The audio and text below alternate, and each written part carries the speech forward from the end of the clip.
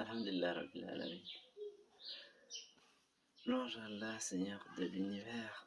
Prière et salutations d'Allah sur tous ses messagers. Prière et salutations d'Allah sur son serviteur et son messager Muhammad. Recevez également mes salutations très paisibles. Assalamu alaikum wa rahmatullahi wa barakatuh. Ok, vous avez suivi les nouvelles comme moi. Le président de l'Assemblée nationale serait en train d'acquérir un véhicule à 120 millions et quand on y ajoute toutes les composantes de sécurité, toutes les fonctionnalités, le montant du véhicule s'élève à plus de 500 millions.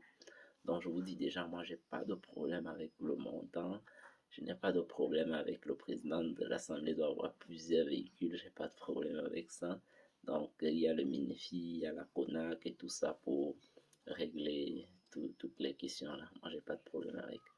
Donc j'aimerais juste donc rappeler au président de l'Assemblée, à moi-même pourquoi pas, et à tous ceux à qui le rappel sera utile, qu'aucune sécurité qu'on met en place, aucune sécurité ne sera jamais assez pour nous protéger contre le décret divin, contre ce que Dieu a décrété, contre ce qu'Allah a décrété qui va nous arriver. Ça va certainement nous arriver.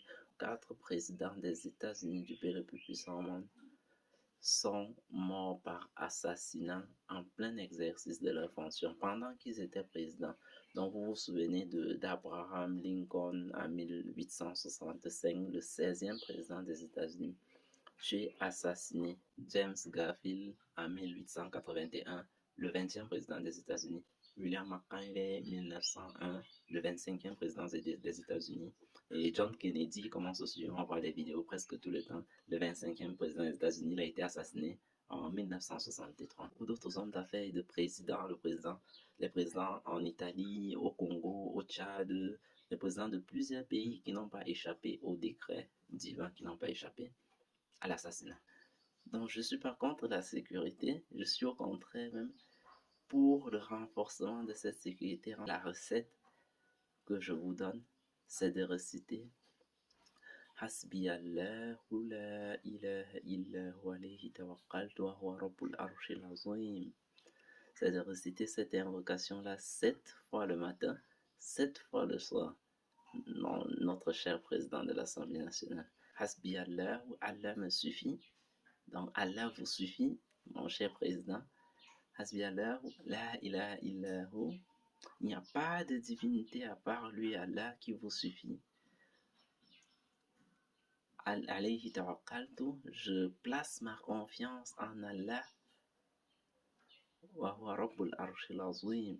Et c'est lui le Seigneur du trône immense, c'est lui le Seigneur du trône immense.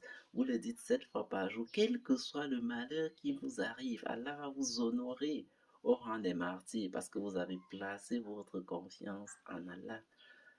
Et vous n'aurez même pas besoin de la vengeance parce que Allah va tellement vous honorer que vous aurez plutôt pitié de ceux qui vous ont fait du mal.